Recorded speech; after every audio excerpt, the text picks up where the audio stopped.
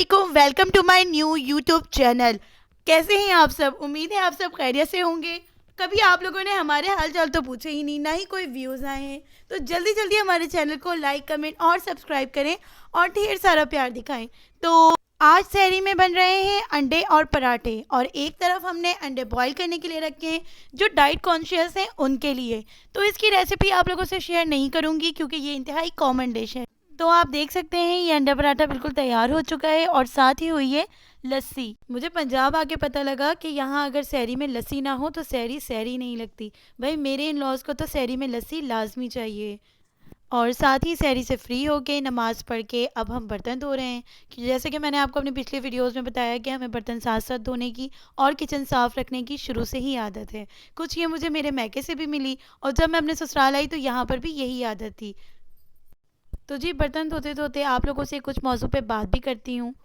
आजकल पाकिस्तान का सबसे अहम टॉपिक है महंगाई, जो कि हर तरफ काफ़ी ज़्यादा है।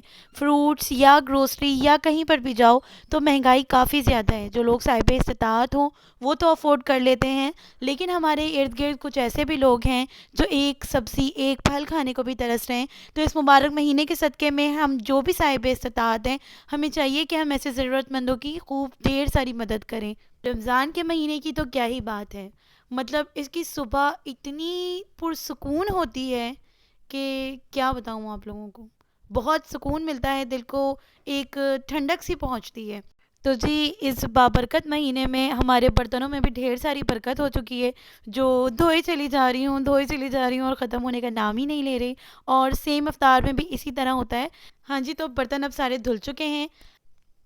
हाँ जी, तो सुबह हो चुकी है और आज मैं आप लोगों को दिखाती हूँ अपना घर। और स्टार्ट करती हूँ अपने रूम से। ओहो, मेरी सुबह भी मेरी आवाज़ इतनी फ्रेश लग रही है ना कि जैसे मैं रात में सोई ना हूँ, लेकिन सोई हूँ और अभी सुबह के 12:30 बज चुके हैं और मेरी ठीक ठाक नींद पूरी हो चुकी है। तो जी अब मैं अपना रूम सेट करती हूँ और फिर बाहर की तरफ भी जाती हूँ, देखती हूँ क्या करना है। लेकिन उससे पहले इमरजेंसी आ गई है कि मेरे हस्बैंड को जाना है बाहर और मुझे करने हैं उनके कपड़े आयरन। तो जी उनके कपड़े आयरन करके रख दिए हैं। ये बदलते मौसम ने हमारी रज़ाई फिर से निकलवा ली है, वरना कुछ दिन पहले ही हमने अपनी सारी रज़ाइयाँ पैक करके ऊपर रखवाई थी। बारिश हो रही है तो आपको पता ही है पंजाब में अभी हल्की फुल्की सर्दी तो है ही, लेकिन मैं बेसिकली कराची से हूँ तो मुझे कुछ ज़्यादा ही सर्दी लगती है। तो मेरे लिए तो इस वक्त रज़ाई वाली ही सर्दी है। तो सुबह इसे रोज़ सेट करना बहुत बर्डन है। तो जी अब ऑलमोस्ट मैं अपना रूम सेट कर, तो अब आप लोगों को दिखाती हूँ अपने रूम की विंडो से बाहर का व्यू। इस तरह का रूम मिलना भी जन्नत से कम नहीं है, लेकिन मैं इसे भी हमेशा पैक ही रखती हूँ, जिसके लिए मुझे हमेशा कहा जाता है कि इस जन्नत को आपने बंद क्यों कर रखा है।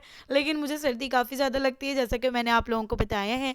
तो अब मैंने अपने कर्टन सेट कर दिए हैं और ऑलमोस्ट मेरे रूम का काम हो चुका है फिनिश्ड। डस्टिंग एंड सारा कुछ कर लिया है। तो काम वाइंड अप करने से पहले मैं डिसाइड करती हूँ कि मेरे हस्बैंड ने पहननी है कौन सी वॉच। 1 2 3 4 एंड 5।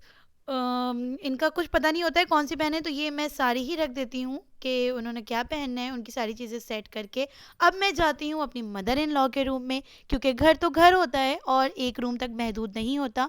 तो अब मैं उनके रूम को सेट करने लगी हूँ। तो मेरी मदर इन लॉ के रूम में काफ़ी ज़्यादा पड़ा होता है खलारा, क्योंकि हम ऑलमोस्ट पूरे दिन रहते हैं इसी ही रूम में, क्योंकि है हमारी काफ़ी छोटी सी फैमिली और मेरे रूम में तो मेरा दिल बिल्कुल भी नहीं लगता। तो ऑलमोस्ट हम आपको इधर ही मिलेंगे। तो जी जैसा कि आपको बताया है कि आ गई है थोड़ी बहुत सर्दी, तो रज़ाई ठीक करके ये मैं करती हूँ अपनी सिस्टर इन लॉ की टैडी को सेट, क्योंकि फ़िलहाल वो खुद ही अभी टैडी हैं। तो आप देख सकते हैं कि हमारे घर में रज़ाइयों की कोई कमी नहीं, क्योंकि ये है मेरी मदर इन लॉ की ही रज़ाइयाँ हैं।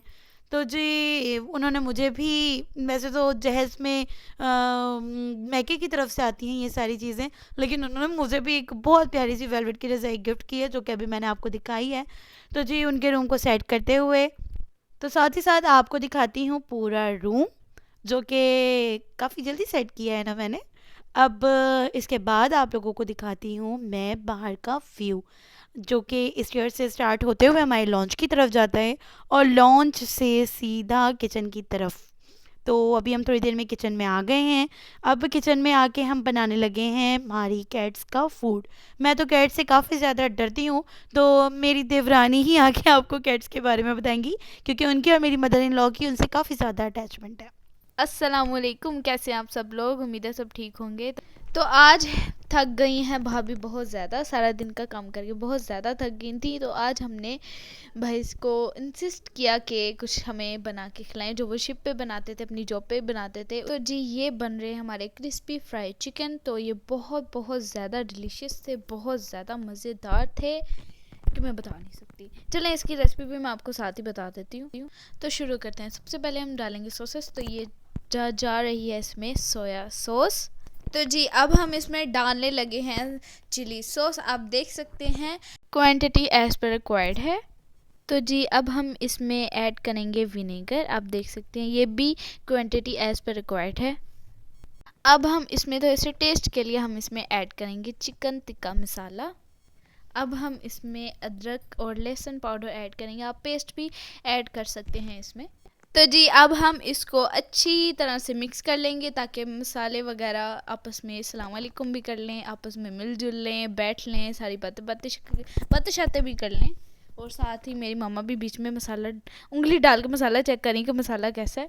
तो जी मुझे भी आप सबसे शिकायत थी कि आप लोग ना वीडियो को लाइक कर रहे हैं ना कमेंट कर रहे, क्यों नहीं करे भाई, करो करो जल्दी करो। अच्छा चलें जी अब रेसिपी की तरफ आते हैं। अच्छे बच्चे बन जाते हैं। अब हम इसमें ऐड करेंगे मैदे में हम इसको ऐड करेंगे। सॉरी थोड़ी बहुत गलती हो ही जाती है, हम कौन सा बहुत प्रोफेशनल हैं। अब इसको अच्छी तरह से कूटेंगे बीच में, अच्छी तरह से एक मैदे को भी मसालों के साथ मिला देंगे ताकि वो भी सलाम वालेकुम एक दूसरे के साथ बातें शातें कर। अब इसको हम अच्छी तरह से इसके अंदर दबाएंगे ताकि मैदा इसके अंदर अच्छी तरह से चला जाए। जेंट्स के हाथों का तो आपको पता ही होता है, उनका एक मुक्का ही काफ़ी होता है। चलें जी इस बात को छोड़ते हैं। अब हम ठंडे पानी में इसको थोड़ी डिप करेंगे ताकि वो थोड़ा ठहर जाए। और साथ ही साथ हम दूसरे पीस भी इसके अंदर ऐड करते हैं। अब हम इसको उठा के वापस मैदे के अंदर रखेंगे और साथ ही दूसरा पीस भी उठा के इसके साथ ठंडे पानी में हम इसको डिप कर देंगे।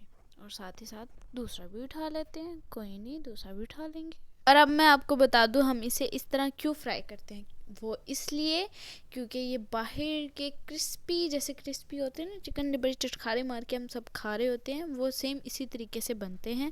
अब चलें जी इन बातों को छोड़ते हैं। अब इसको अच्छी तरह से मैदे को फिर इसके अंदर ऐसे ही अच्छी तरह से दबाएंगे ताकि इसके क्रम्स बन जाएं। अब देखें ये बहुत ही खूबसूरत, नहायत ही खूबसूरत क्रम्स इसके बन चुके हैं। अब इसको हम फ्राई करने जाते हैं।